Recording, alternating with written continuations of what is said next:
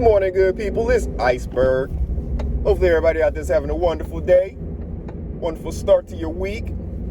Again, you're past those Monday blues. We're into Tuesday. Hopefully you got an active week planned.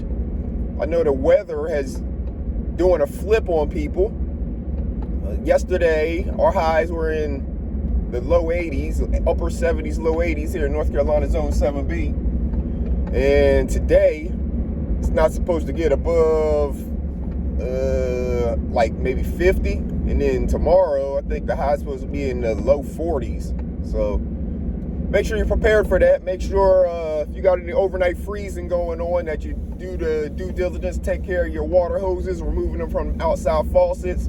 Don't want your pipes busting. Make sure you're covering up any plants that are not going to be frost tolerant, because this level of frost will kill them if they're not frost tolerant. So make sure you're taking the actions now that you need to do so you make life easier for yourself in these coming days and weeks and months, actually. Hopefully everybody has already been speaking their positive affirmations. What in the world is going on here? Looks like we got an accident up here, and I don't know how in the world people had an accident. Well, I do know how they had an accident at this intersection, but all right, so I'm gonna take a little detour, I guess. Will they let me go that way? Yeah, I think they'll let me go this way. More than likely somebody ran this light because they haul butt through this intersection.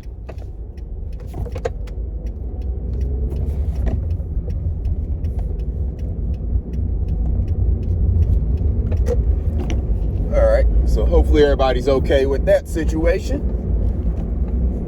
But hopefully everybody's doing the things necessary to take care of their mental health. That's where I was going with this. Hopefully you've said your positive affirmations, spoken all the positive things to yourself while you're looking yourself in the eyes, listening to your playlist, listening to your spoken word, all of those things that make you feel like the beautiful world-conquering sister, strong world-conquering brother that you are. And when we're talking about taking care of mental health, y'all know I like to talk about people taking care of their mental health over here.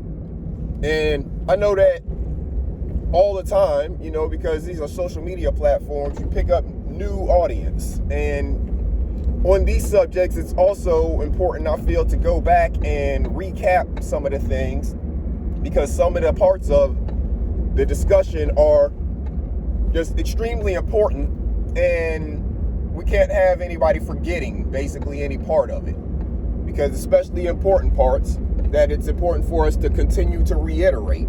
That's why I do this all the time. Pretty much anytime y'all see me or hear me on the stream, most all the time it's going to have a mental health element to it. That's because I think it's of paramount importance that we do something every day actively to take care of our mental health. If you're not actively doing things to take care of your mental health, then I don't believe you are actually taking care of your mental health. You're just, hoping that it's going to be okay or expecting that it's going to be okay, but you have to actually actively do things to ensure that your mental health is where you need it to be. So when I say terms like mental health impairment, why do I say that? I haven't really heard anybody else call it a mental health impairment, but I use that term because I don't want there to be a stigma associated with mental health and mental health conversations and people doing things like seeing a counselor or a therapist to take care of their mental health. There should not be stigmas associated with it. So what is an impairment? When you think about the word impairment, most of the time, impairment, people think of driving, and alcohol impairment, right? Driving while impaired. That's, a thing that's common for people to hear. So an impairment is something that basically reduces your abilities to function, stuff like that. So you think about alcohol impairment, what are they saying? Your cognitive abilities are slowed down. Your reaction times are slowed. Think about somebody, their speech gets slurred maybe. If you see a drunk person trying to fight, like a really drunk person, They are, probably missing because they're not seeing straight. They may be seeing the person in threes, stuff like that. So that's an impairment. But what do we know with that? It goes away pretty quickly. It rapidly deteriorates. It's not something that stays on you for, days, months, and weeks, unless you keep it that way by continuing to do whatever it is that's keeping you impaired. But we know that as soon as you stop doing whatever it is, if you're not doing anything that's crazy and extremely brain altering, it'll go away. If you stop drinking and you give yourself some time, that impairment will go away. So that's why I say impairment with mental health, because I believe each and every one of us in this world who are walking around experiencing things of this world are dealing with some form of mental health impairment. Now, I feel like that's the lowest level. We all have some form of impairment at times that we have to deal with, process. And it may impact us in different ways, physically, emotionally, spiritually, mentally, of course. But we all have those mental health impairments at times. Now, there are some people who ignore their impairments for so long, and their impairments are so detrimental to what they're doing that maybe they become mental health conditions, let's say, right? Let's say it's the next level and it's mental health conditions. You have impairments, which we all have. Again, it's like that person that may have gotten intoxicated and it goes away. Not an alcoholic. That may be a condition, the person who can't stop themselves from picking up the bottle, or in this situation, the person who has this mental health, what seemingly was just an impairment, but since the impairment went untreated, undiagnosed, it's now become a condition that the person is dealing with pretty much all the time, because it's some form of whatever the thought is, whatever is in their mental that is causing it, that they have not processed. They're not working with the therapist. They're not working with the counselor. So they have not processed what it is that they need to in order to make this impairment really not even rear its ugly head. But even when it does, they have the tools necessary to be able to deal with the thoughts or whatever it is that comes with that impairment, and basically process it in that moment and keep it as an impairment instead of it being that condition that is kind of now controlling their life, putting them into states of depression and things like that. That's what your conditions start to do. They start to put you into those states of depression because you have things that have been not properly processed. So you have your impairments, and then you have your conditions, right? And then if you have a condition, your depression or anxiety or whatever, PTSD, any of these things that are conditions, if you don't treat them, if you don't go see somebody and get talked to and have it diagnosed, I'm not saying treating it with medication. I'm saying treating it with giving you the proper tools necessary to process what it is you're dealing with, so it's not such a burden on your every thought and move and keeping you in that bubble of sadness or whatever it is, the feeling that you have coming with it. But if you don't have that condition treated, then it'll move on to be an illness. And we all know what a mental health illness is. It's the people walking around here with the conditions like the bipolar and schizophrenia and all of these things that are pretty debilitating and makes that person possibly a harm to themselves or others. Those are the people with a mental health illness. Now, I'm not a doctor, so I'm not going to sit here and say that everybody with a mental health illness can kind of come back from whatever it is, because there's different reasons that people get there. Some of it is from traumatic brain injuries, actual physical injury from whatever. It could be a car accident, some kind of fall on a work site, whatever. Some of it is from the undiagnosed and untreated things that they've been dealing with from traumas throughout their lives. And they have all this stuff building on them, and it's pushed them past that state of depression now to the state of place where they want to be harmful to themselves or other people. That is a person with a mental health illness. And we have a lot of those people walking around among us every single day. And we should not shun those people. Those people need the same help that we need. It's just that we unfortunately live in a society that still has a lot of taboos about the subject and the situation and the discussion. If you think about it, there are a lot of people who commit what we consider atrocities as far as, going out and doing mass shootings and stuff like that, who are dealing with mental health conditions that are undiagnosed and untreated. And therefore, they are forced to deal with all of the thoughts and everything that comes with it themselves. They themselves have to try to figure out how to process and deal with the stuff. And if they don't have the tools, they've never been shown how, they've never been actually around people who have dealt with similar things, so they know that they're not alone in the situation, then they are alone in the situation in their world. If none of that exists to them, if they don't have any of those previous experiences, then they are alone in the situation in their own head. And that's where the whole conversation is happening.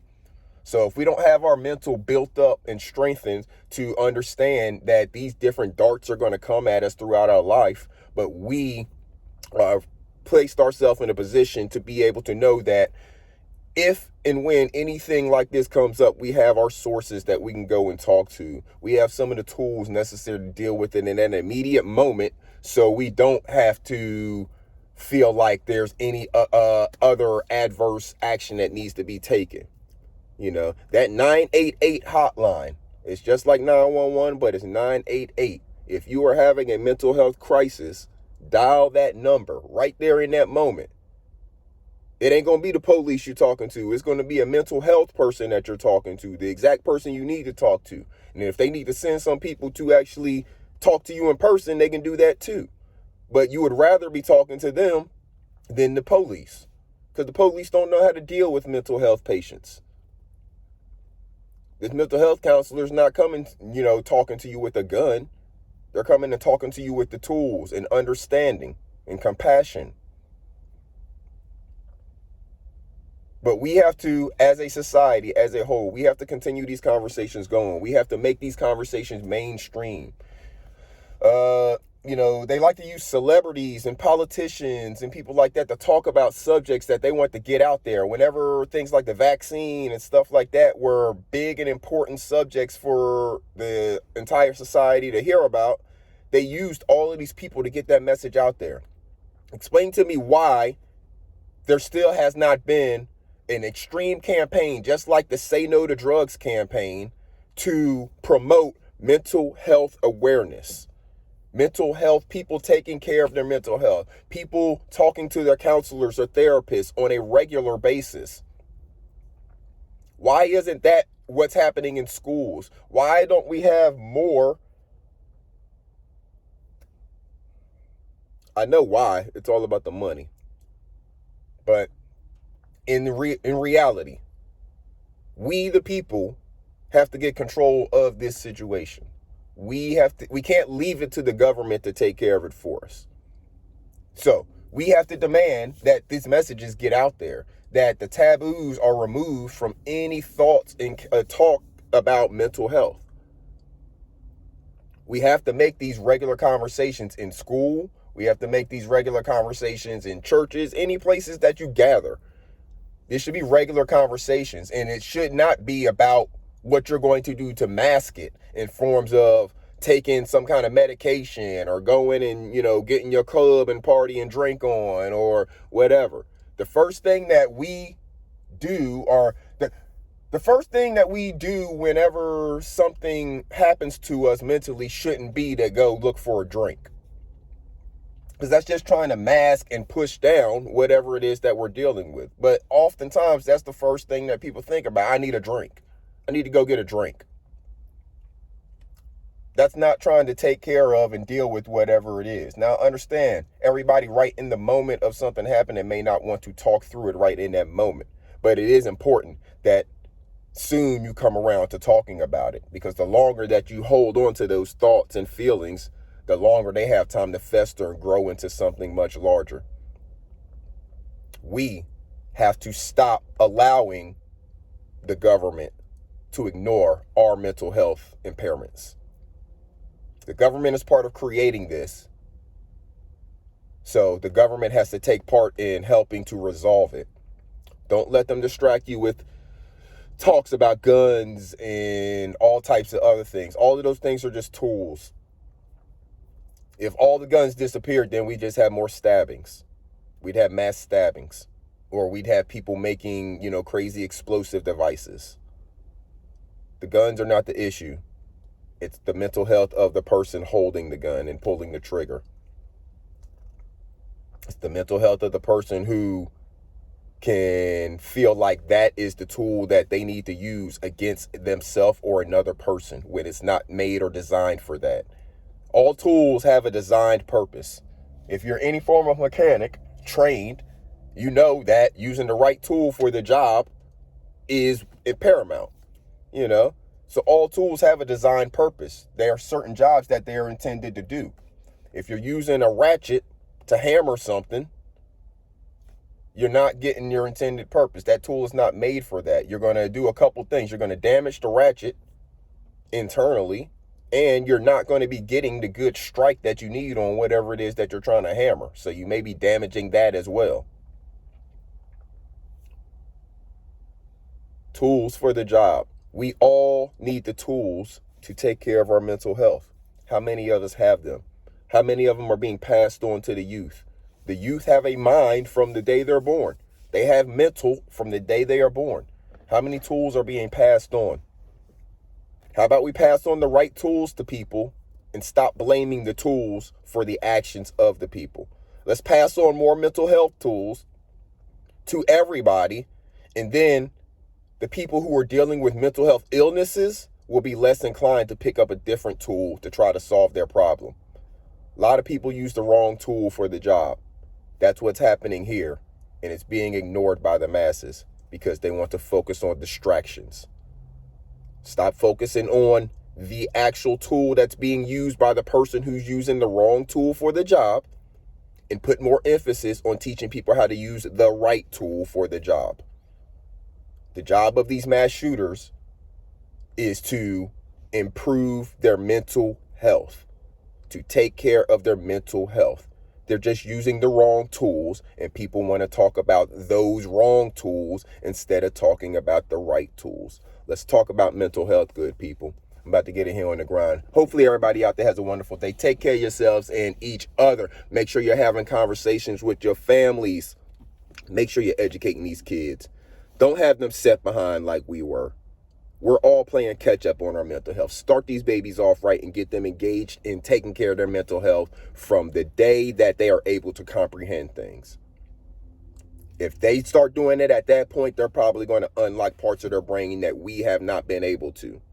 They say we only use about 10% of our brain. Well, when are we going to get to 11%? Whenever we start these babies off right from the beginning, so they don't have to be worried with some of the nonsense that we're dealing with as adults. Just because our elders did not know and did not put emphasis on it to teach us. This is not a blame of them. This is for all of us to actually learn from and go forward making the right and better decisions. So let's do it together, good people. Let's change this world and change at least our society, for starters, on what we think about when we're talking about mental health and how we're going to use the right tools with people and focus on giving people the right tools and making sure the right tools are spread out there for people to use to take care of and protect their mental health. Until next time, good people, this is Iceberg. Salute.